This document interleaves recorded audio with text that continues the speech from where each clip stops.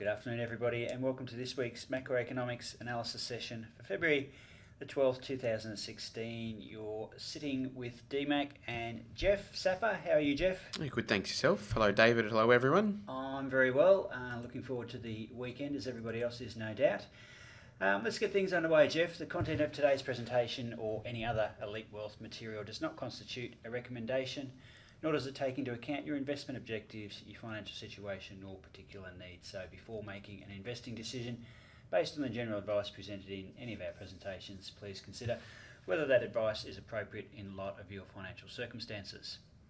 Hello, Jeff. Yeah, look, I thought I'd point out that this week we've taken a little bit of a different approach to the macroeconomic session. Yeah. They have been very data heavy and quite a lot of detail in them in recent times. Yep. What we thought we might do is, obviously it is a macroeconomic session, we might take a little bit of a high level view of what's going on in the market, what's moving the markets, what's likely to happen, and we'll look at the main markets and talk about what the key factors are that's really driving key themes, the key trends. So we'll probably focus less on economic data on an individual basis and try and put it all together to give you a bit more of a picture of what's going on around the globe and why markets are moving as they are. Yeah. Happy to get feedback on whether you like the new approach or whether you'd like to go back to the old one, but either way, please let us know. Absolutely.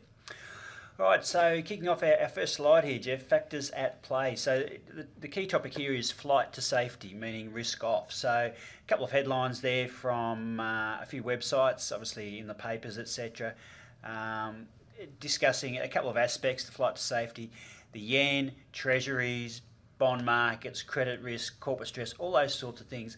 What's going on behind the scenes here, Jeff? What's the reason for the flight to safety?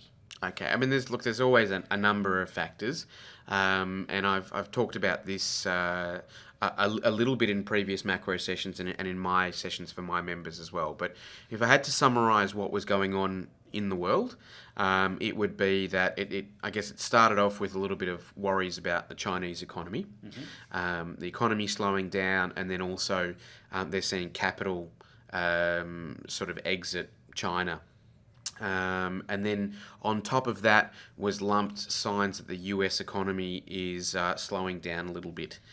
So it's still growing, but certainly not as quickly as it was. So those two factors are probably the big key plays here. But China's been slowing for a little while now, hasn't it? Yeah, because we've been talking about that it can't keep growing at 7, 8, 9% a year, that it does have to taper off. So that's not something that wasn't on the cards, though, was it? No, I completely agree with you. It's something that's really been in the works for years. It's not really a new development. And it probably has got quite a lot of the headlines recently, but it's probably not the main game. Yep. I think the US weakness is probably more significant. And what we've seen on the back of this is actually credit spreads are rising. And what this means is that the markets are pricing in a higher risk of companies defaulting. Yep. Okay. Now, we've had, let's call it interest rates at zero around the globe for a number of years. What's happened on the back of that is companies have gone out and thought, it's really cheap to borrow. Let's go borrow because now's a good time. It's really cheap. And they've also found that economic growth has been not so great. And they're thinking, well, it's hard for us to increase sales by, 50%. What we might do is just borrow more money and we'll fund our expansion that way. So companies have taken on a lot more debt. And then just recently, the market seems to have sort of suddenly started fearing, maybe this is too much debt. What happens if the US keeps raising rates? Yep. And this happens in financial markets. It's something lingers for a number of years or months or weeks even, and no one has a problem with it. And then it sort of builds up to a point and the dam kind of breaks and it gets critical mass and everyone starts panicking a little bit. So these credit spreads basically means the risk, they've risen quite a bit. In Australia, they've gone up about 50% in this year. Yep. but they're still much lower than they were in the GFC. Yeah, well, one of the things, and credit where credit's due, Jeff. I remember last year, it was probably September, October time, that you actually mentioned this whole concept of credit risk and credit default swaps on one of the macroeconomics analysis sessions. It's a good memory. I don't remember bringing that up, but I'm glad you remember. Because you said it was one of those things. You'd noticed that it had started to have a bit of a spike. Yes. And it was one of those concerning aspects that sort of, in the background, that obviously, other analysts probably, may have recognised it at the time, but thought, oh, so it's not such a big deal right now. But certainly, it's starting to, raise its head and become certainly a lot more top line. Yeah, look, it's something that I do look at on a regular basis. Most of the time, it doesn't give off any signals, but when it does start sort of spiking, it definitely is a bit of a sign. So basically, with all of this, there's other things at play. The oil price is low, which we'll talk about in a minute. Yep. There's been a lot of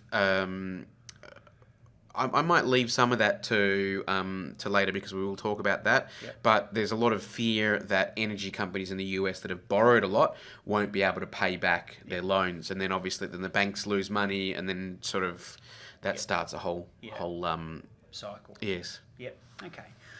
All right. So, what's the next thing that we, noticing at this particular point in time, Jeff? Yeah, look, this probably actually covered off on quite a bit of this already. So obviously the default swaps are rising, and so it means two things really. There's a higher risk of companies defaulting, so not paying back their loans, and also when people think the risks are going up of companies defaulting, the cost of borrowing money goes up. Mm-hmm. And so that's really the end game. That's the big influence there. So I mentioned that US banks have lent lots of money to the oil sector. That's one of the biggest reasons why oil prices have plunged, because there's been this shale gas industry. There's a fairly some significant technology which has made it possible to extract gas out of the ground where they haven't really been able to do so economically. So it means that the cost of producing energy has come down. Yep. And so there's a lot more gas about to swamp the market. Yep. Okay, that's why oil's down. And then of course, with oil so low, anyone that's borrowed money for an oil project, and they borrowed when oil was at $120, now they're not going to be able to pay that back. Yep. And a lot of countries as well that are relying upon oil for their income, with the price of oil going down, to keep that income, are going to have to pump out more oil. That's right. And so one thing, it's in a similar way to what we're experiencing in Australia with the fall in iron ore and coal prices. It's a little bit different. Some other countries, they might have more of they might have nationalised oil production, so it's not just companies, it's the actual country as well. Mm-hmm. But if the companies are making less money as well, then there's less profits going to the government. So a lot of oil producing nations, I think countries like Russia, Brazil, Turkey as well, they've had political unrest, they've had probably poor economic management, they're running large budget deficits. Yep. So they're in a world of hurt, and they're actually even worse, in a worse position to get through this than we are. And like you said, their only option is to actually pump out more to try and generate more money. Yep. Of course, that just pushes the prices down more. Yep. So yeah, a lot going on. I think, in my opinion, our banks in Australia have been smashed in recent weeks on the back of what's going on overseas. There's definitely some merit there, but I think the fact that our banks are fairly conservative compared to a lot of banks overseas. Yep. They don't have this exposure like the US banks do to the oil sector. Yep. I think our banks have probably been caught up in this a bit more than would be justified. Yep. And we saw, Commonwealth Bank came out with their results a few days ago, and they were quite good. Yep. There's obviously the outlook's a bit cloudy, yep. but the banks aren't losing money anytime soon. Sure. All right. Oil.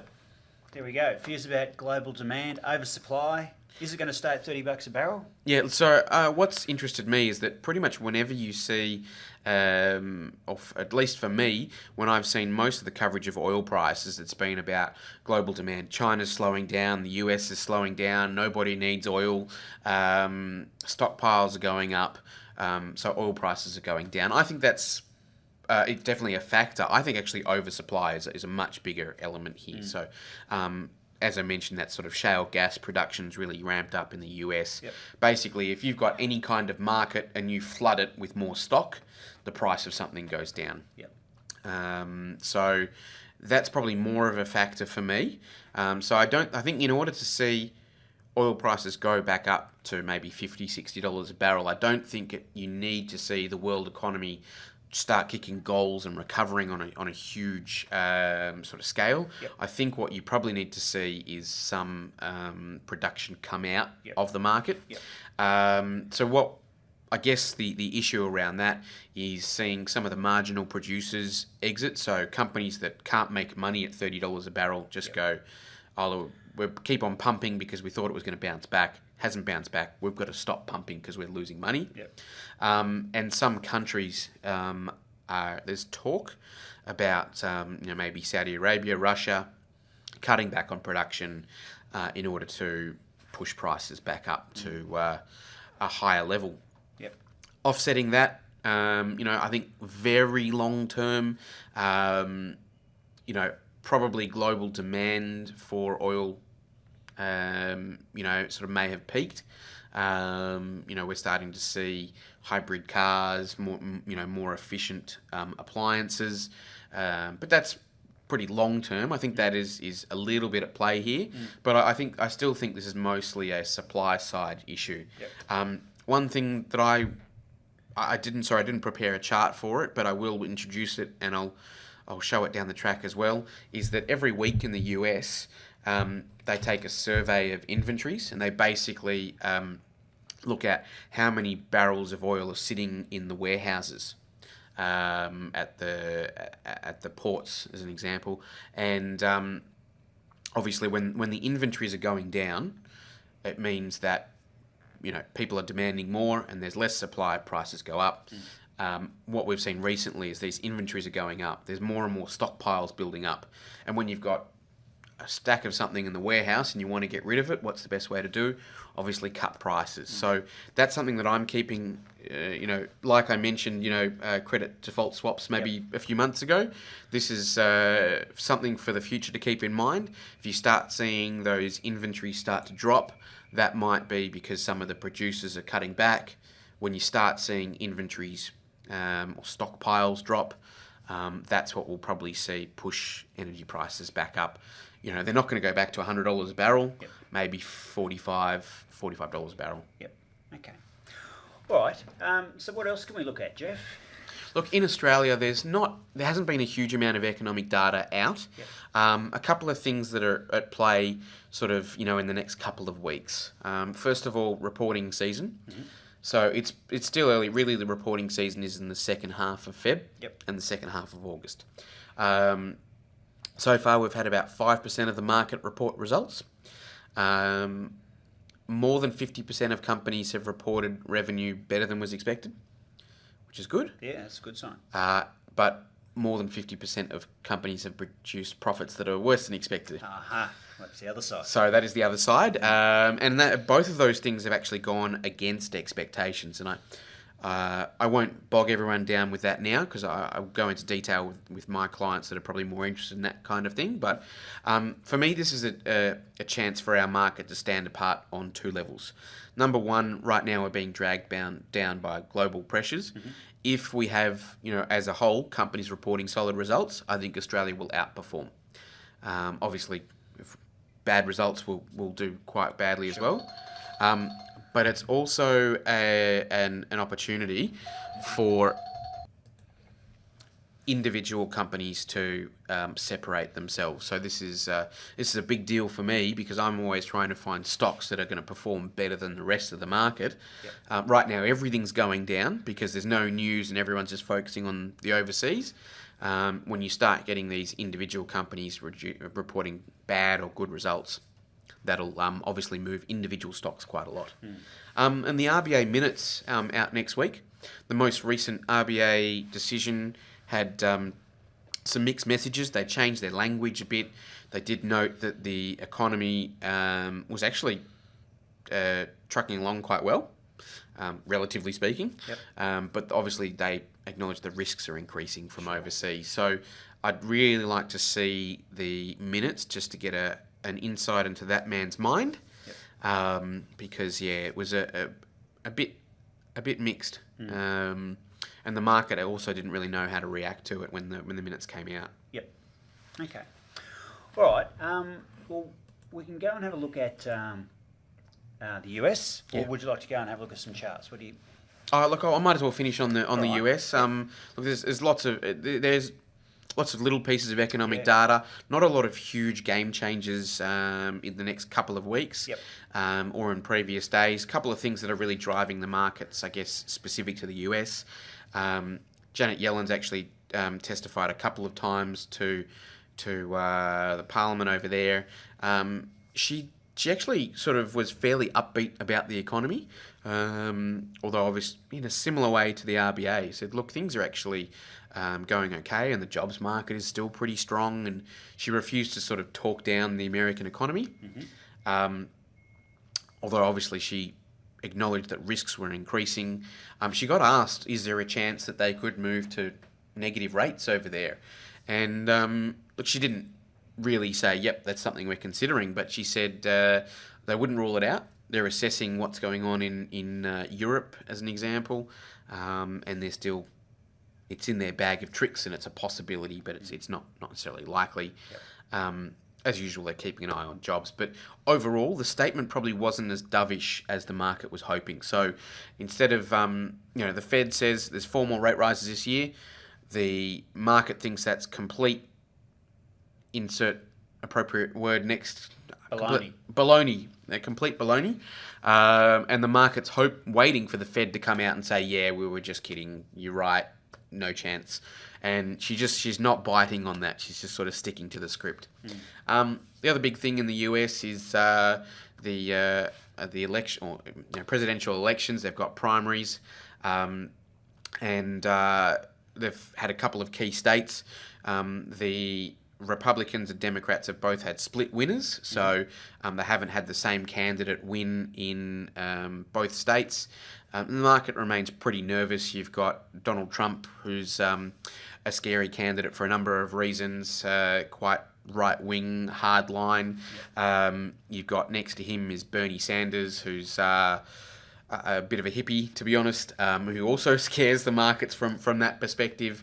And I mean, look, the other Republican candidate is fairly hardline as well. So officially, there's 2. The Democrats is between 2, Republicans between 7. Won't bore you with all the details, but there's this is one of the more up in the air elections that we've seen over there for some time. Who do you think's got the best hairstyle, Janet Yellen or Donald Trump? Well, I'm still not convinced that's actually hair on Donald Trump's head, but I think it reminds me of used to get Lego toys that you could switch the hair around backwards. I'm not sure it's on the right way, so I'd go with Hillary Clinton's got quite a nice coif there. A good head of hair. Yes. All right, well, let's perhaps go and have a look at just some markets just initially. Here's the S&P 500, and you'll see, really, if you think back until the end of August, this big plunge that we had, and we're down at those levels right now, and we've sort of broken out of a little bit of a consolidation zone here, fall really quickly to the downward side. We've had a little bit of a bounce, only to come back down and test those lows once again. Now, obviously, every time we test those lows, it's certainly a bit of a worrying sign as to whether that level's going to hold up or not. And perhaps if we just scroll out a little bit and see the relevance of that, we've got these levels way back in October of 2014. That was the last time we were down to those sorts of levels. And then sort of failing that, then we really sort of move away down to the end of 2013, beginning of 2014 is sort of the next targets on the downward side. So pretty important that these levels hold up along the way. Just off the chart, it Yeah. doesn't look too likely that they're going to hold up. I mean, if you had to pick a direction, it's not all that convincing for a bounce. No, it's absolutely not. And that's the the scary thing at this point in time, that the market's come down so quickly. We've bounced only to come back down to those levels. It's a bit of a concerning sign. So certainly the telltales, we've got these lower peaks in here, and the only thing that's holding it up here is a little bit of demand, and if that equation changes at any point in the near future, then we're going to have another leg down. At the same time, we talked about the flight to safety, and you can probably talk a little bit more about this than what I can, Jeff, but the interest rate or the yield on the Treasuries, the 30-year T-bond in the US, has been coming down. Why is that? Look, a few reasons. Yep. Number one, because there is this belief that interest rates are going to come down. And so if I should rephrase that. Not that they're going to come down, but they're not going to go up as much as was expected. Yep. And as you mentioned, it's a flight to safety. So what happens is if everybody, I don't know if this analogy will help, but if you think of you've got an apartment and it costs $500,000 and you get $500 a week in rent. If everybody starts wanting that type of apartment and they push prices up to $800,000, but the rent doesn't go up, then the yield comes down. If you're paying more for an asset for a fixed amount of payment, then obviously the yields come down. So what the yields going down are really reflecting is that people are paying more and more and rushing into this asset, and the return you're getting from it is going down. And I think the next chart we might have will show the price action. Yeah, absolutely. So the TLT is just an ETF that represents the inverse. So it's the opposite of the yield. So, I mean, it's like the previous chart was the 30-year yield. This is an ETF that tracks a bunch of long-term. But this is price versus yield. And as price goes up, yield goes down. So you can see these are almost, upside-down reflections of each other. So this is just showing how desperate everyone is to rush into not just bonds, because bonds actually at the moment are becoming considered riskier, some certain types, but how much people are rushing out of, say, stock markets to go and buy long-term US bonds as a safe haven. Yep. And they're content just getting that low yield on that as well.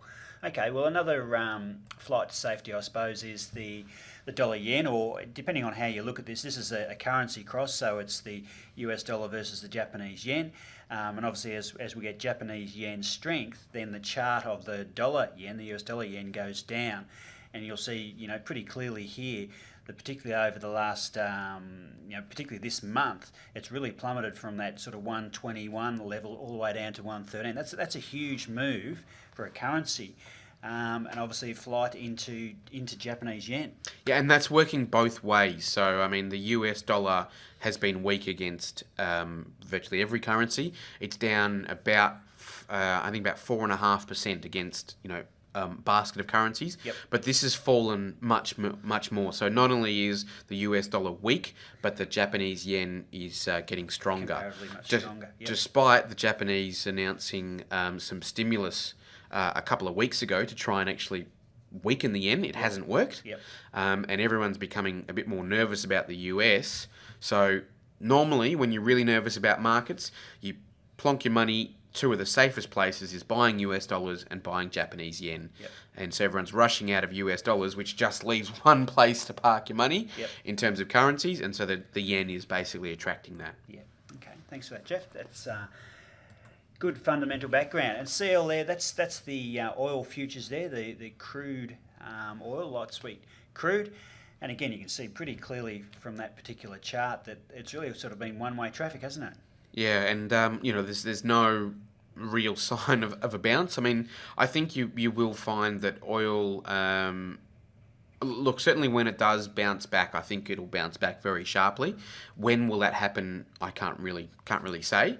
I mean, earlier today, oil was up about 4%. Yes, and I mean, I think look, oil prices can stay down low for some time, but it's difficult, in my opinion, for them to go much lower because there's a cost involved in digging it up, and if you can't drill it and produce it, at these levels you just stop doing that. So it's more like if oil prices, when they say and going to stay low for a long time, it's more the fact that they will stay at these levels. They may not. I'd be surprised to see oil below $20 a barrel, $15. I just can't see it happening. Yeah. Okay. And I guess that's the whole thing, that if those oil producers that can't produce at that level, will they disappear? And then many eventually of them. that will. I suppose you've got less competition in the marketplace there, less supply of oil. Then, as you said before, it's a supply equation, isn't it? The other commodity worth having a look at is gold. Now, this is really moved substantially to the upside again, almost in the same period of time that the Japanese yen has increased. The price of gold has also increased as well. Now, Jeff, tell us about gold. Traditionally, gold would rise under what circumstances? Basically when there's the threat of inflation, is the main criteria of when you buy gold, and then also in sort of a market meltdown, then you buy gold as well. So those are the two main and a falling US dollar. I mean, those are the three main recipes for gold going up. Yeah, and that's a couple of those have happened already, haven't they? And the US dollar's come under a little bit of pressure in the last few weeks. Yes. And the whole fear factor at the moment as well is spiking gold, and obviously some gold stocks recently in Australia in particular have actually performed pretty well. Interestingly, at the same time. And that's a way that you can get exposure to different kind of markets without buying physical gold, or even gold futures. Yeah, which is pretty illiquid, isn't it? It's a pretty tough way to do it. Yes. Yeah. I mean, there are also gold ETFs. One in Australia, GOLD, which is probably the easiest way for most people to buy exposure to gold. Yeah. So what was that stock code again? GOLD. Very tricky to remember. Yep, absolutely. All right, so let's go back to our PowerPoint there and just wrap things up. Key themes that have been happening over the last week there, Jeff. Flight into safety, very important. Money coming out of the stock market into treasuries as one example, into the Japanese yen, potentially also into gold as well. So we're seeing that impact in the market at the same time. Certainly troubles on the horizon as far as oil's been concerned, or perhaps looking in the rear vision mirror, had some trouble with the price of oil at this particular point in time. I guess the main thing to keep our eye on in the weeks ahead, Jeff, see what happens with the price of oil, whether that bottoms out and starts to move up. What are some other things that we can be looking for that maybe the market's found a little bit of a temporary bottom? Yeah, I think I would keep an eye on the VIX, which we've spoken about in the past. I'd keep an eye on credit default swaps. And also the Treasury yield. So there's some indicators that basically the direction that these have gone in respectively in the last few weeks, if you start seeing them reverse, I think that's indicating that the fear is starting to come out of the market. And I think those things will move quicker than the stock market. So I mean, they will move together, but these things will start dropping off, and then the stock market won't snap back as quickly. That'll sort of inch higher if that does happen. Okay, fantastic. Well, thanks for your feedback there, Jeff. That was really good, and hopefully everyone's got something out of today's session. As Jeff pointed out at the beginning, it's a little bit of a change in format, so hopefully you've all enjoyed that. If you've got any feedback, please let us know. Certainly we're doing this for everybody, and everybody's got different tastes, etc. So certainly any feedback would be greatly appreciated. Well, that's it for this week, folks. Have a good weekend. I will catch up with all the ETC members on Monday morning at 9 a.m. It's goodbye from me. And it's goodbye from me. Have a good weekend, folks. Bye.